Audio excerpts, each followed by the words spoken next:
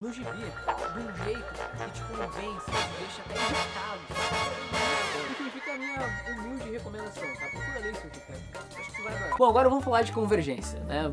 A mais recente mega saga da DC Comics que tá nas bancas. Primeiro vamos dar uma contextualizada, né? Eu não sei se você tá sabendo disso, mas a Convergência é meio que um tapa-buraco da DC. A editora tava mudando a sua sede de local, né? Aí eles resolveram interromper a linha editorial por 2 meses. E isso também vai acontecer aqui no Brasil. Por 2 meses, se tu for na banca procurar algum gibi da DC, provavelmente tu só vai achar a Convergência, pelo menos das mensais regulares. E além de ser essa brecha pra DC fazer essa pausa, a Convergência foi uma grande celebração do legado da editora. Sério, tu não tem noção. Praticamente tudo volta aqui. Todas as realidades paralelas que tu pode imaginar, fases clássicas, personagens icônicos, tudo. Aqui no final da edição 0, né, eles vão mostrando várias partes do legado, né, da DC, com sagas clássicas e tudo mais. E, se eu não me engano, tudo isso aqui volta aqui na Convergência, né? Não sei se 100%, mas pelo menos uma boa parte. E o interessante é que, além de servir pra celebrar toda a história da DC, ela é uma saga que serve pra, vamos dizer assim, valorizar esse legado. A partir da Convergência, tudo vale na DC, né? É como a ideia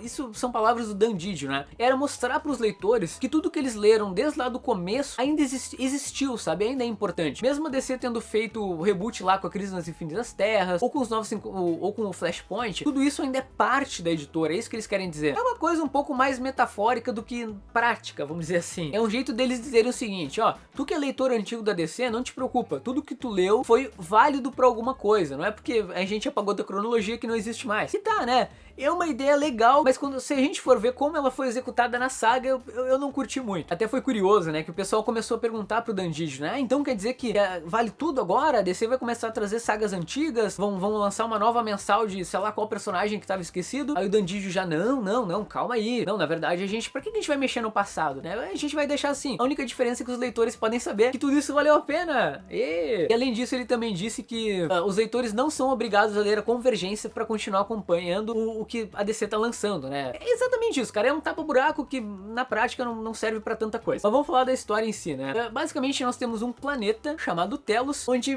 temos um Brainiac que é um pouco mais presunçoso, vamos dizer assim, do que os outros Brainiacs normais. Ele coleciona nesse planeta cidades esquecidas do multiverso da DC. É como se fosse um planeta com várias cúpulas de vidro, onde o Brainiac salvou, vamos dizer assim, essas realidades. Então sempre que alguma coisa é esquecida, o Brainiac vai lá, segundos antes dela ser destruída, pega a cidade, coloca ali no planetinha dele e assim vai fazendo a sua coleção. Essa é a grande desculpa, vamos dizer, né, pra trazer tudo de volta, né, todo o legado. Eu sinceramente acho uma ideia ótima, assim, cara, é sensacional, né, porque eu acho que a DC tava precisando trazer de volta o legado. Os 952, como eu já falei no outro programinha, mas eles trouxeram muitos leitores novos, mas ao mesmo tempo afastou os antigos, sabe? Muita gente torceu o olho pros 952. Bom, como eu disse, esse planeta vivo, ele se chama Telos. Chega num determinado momento que o Telos resolve fazer um grande torneio entre os habitantes desse planeta cheio de realidades da DC. E se não tem exatamente um motivo muito... Tem motivo, mas é um motivo que não me convenceu. Na verdade, eu acho que uma das coisas mais fracas dessa minissérie, né, é que o Telos, ele é um vilão que, cara, ele não tem muita certeza do que ele tá fazendo ali, por que ele tá dominando aqueles planetas,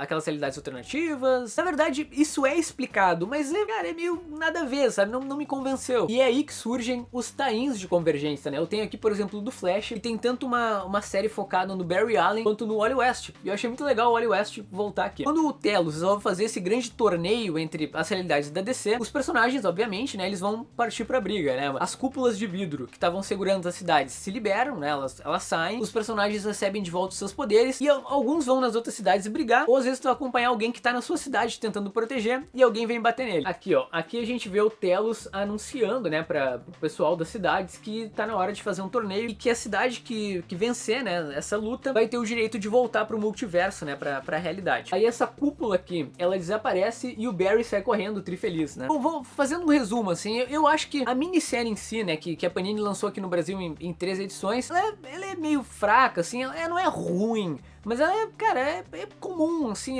não tem muito sentido tu ler, não vai te trazer nada de especial, pelo menos não trouxe pra mim, não é nada demais. Eu acho que foi uma maneira muito feita às pressas, assim, pra celebrar o legado da editora. Tem um monte de desenhistas ali, aí o que acaba acontecendo, né? Como foi uma minissérie semanal lá nos Estados Unidos, os caras tinham que fazer correndo isso aí, né? Aí tinha erro de continuidade de uma edição pra outra, né? O personagem tá machucado numa, aí na outra ele já não tá, né? Coisas básicas, assim, que fica feio. Outro ponto é que tu colocar um monte de desenhista descaracteriza o gibi, né, basicamente. E o vilão também não me convenceu. Os tains, né, que são essas séries focadas nos personagens, eu já achei mais interessantes, porque é aqui que tu vê realmente o legado da editora voltando. Por exemplo, né, sempre no comecinho, a gente tem as terras que fazem parte desse tain, né, quem o Flash vai enfrentar, né, quem vai interagir com ele. A DC também trouxe o Dan Jurgens para escrever o Super-Homem, né, o cara que escreveu a morte do Superman lá nos anos 90. Então, pô, é bacana ver isso, né. Teve o Marv Wolfman voltando a escrever os Novos Titãs. Então, nos tains eu achei interessante. Embora pra mim tenha sido bem difícil acompanhar essas edições, porque eu não sou um profundo conhecedor no universo DC. Então eu acabei tendo que aprender muita coisa enquanto eu li os tains, né. Eu tive que pesquisar, conhecer nossos universos,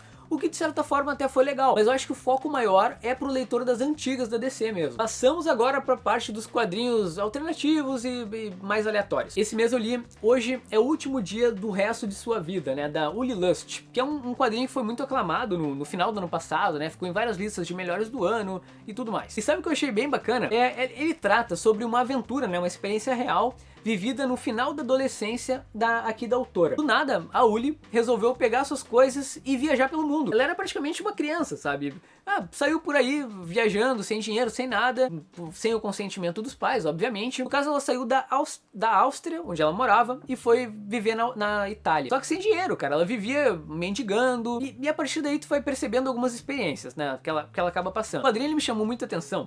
Primeiro porque tu está vendo o ponto de vista de uma pessoa que quebrou as regras, né? Tu pensa, caraca, será que eu passei a minha vida inteira estudando, me profissionalizando, fiz faculdade? Essa pessoa ela foi pra Itália e foi viver feliz. Olha aí, por que eu não vou viver uma aventura loucamente? O resultado não é tão interessante assim pra Uli quanto a gente podia imaginar. Ela acaba passando por experiências assim que são, cara, assustadoras, assim. Eu não vou citar com detalhes aqui, mas tem a ver com o abuso sexual, sabe? As coisas que ela passa, a experiência dela que ela acaba tendo, né, com pessoas do sexo masculino é bem complicada. Tem momentos na história, assim, que a autora, ela cita que ela se sentia um buraco, cara, sério, um buraco, assim, tu entende o que eu quero dizer? Os homens olhando ela na rua com a única intenção de levar ela pra um lugar e fazer sexo com ela desesperadamente. Mas aí nesse ponto não interessa consentimento, não interessa o que ela tá pensando. Tecnicamente, eu acho que o quadrinho ele não tem nada demais, assim, os desenhos são bem simples, as diagramações são até repetitivas em alguns momentos, mas ela consegue te passar a mensagem que ela quer no quadrinho, né? Ela te coloca na posição que ela tá vivendo, né? Tu sente o drama dela, sabe? Tu sente o absurdo que ela passa. Enfim, assim, foi um gibi que me fez pensar, assim, eu me surpreendi com o resultado. Embora ele tenha várias páginas, ele tem 452 páginas e te mantém interessado o tempo todo, sabe? Não foi uma leitura que ficou chata nem nada. Tu fica acompanhando as aventuras dela e tudo mais, é curioso. E eu sempre procuro valorizar o que me traz alguma reflexão, sabe? Quando eu leio o quadrinho e eu ainda fico pensando nele depois da leitura. E vamos terminar com um quadrinho nacional. O Coração do Cão Negro, lançado pela editora Avec, escrita pelo César Alcazar e desenhada pelo Fred Rubin, que são autores que, sinceramente, eu até o momento não conhecia. Eu já comentei aqui no canal algumas vezes, mas eu sou muito fã daquele quadrinho Vikings, né, lançado pela Vertigo. Eu curto, cara, é uma pegada sangrenta,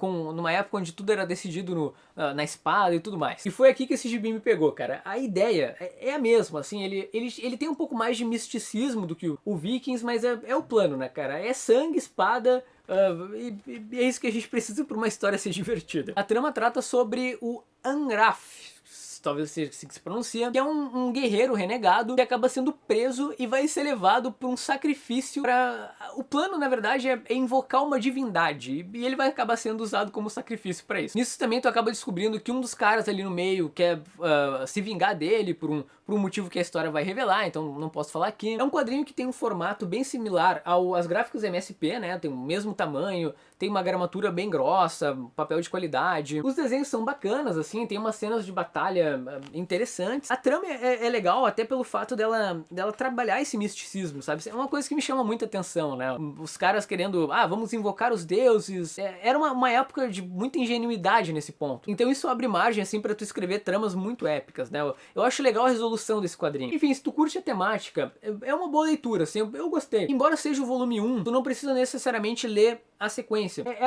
É basicamente uma história fechada, né?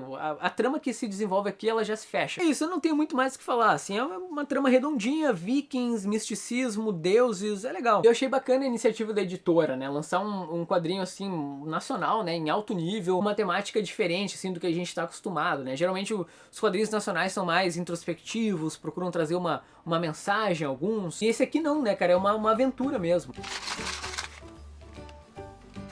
Bom, é isso. Eu espero que esse videozinho tenha sido legal aí pra ti. Fica o link dos últimos programas aqui do canal, matérias blog dos quadrinhos aqui na descrição do vídeo, blá blá blá. E comenta aí, cara. Comenta o que tu achou de Convergência. Eu tenho muita curiosidade de ver o que as outras pessoas pensaram. Lá nos Estados Unidos, até eu não cheguei a comentar, mas as críticas foram as piores possíveis, assim, né, pra Convergência. E o Eixo, por favor, comenta aí o que tu achou do Eixo, cara, que também é outro que eu quero dividir a opinião. Na verdade, quero dividir o meu ódio, né, mas se tu puder comentar, a gente... A menos que tu tenha gostado, eu vou procurar no mínimo respeitar a tua opinião, mas vou ficar um pouquinho triste contigo, tá?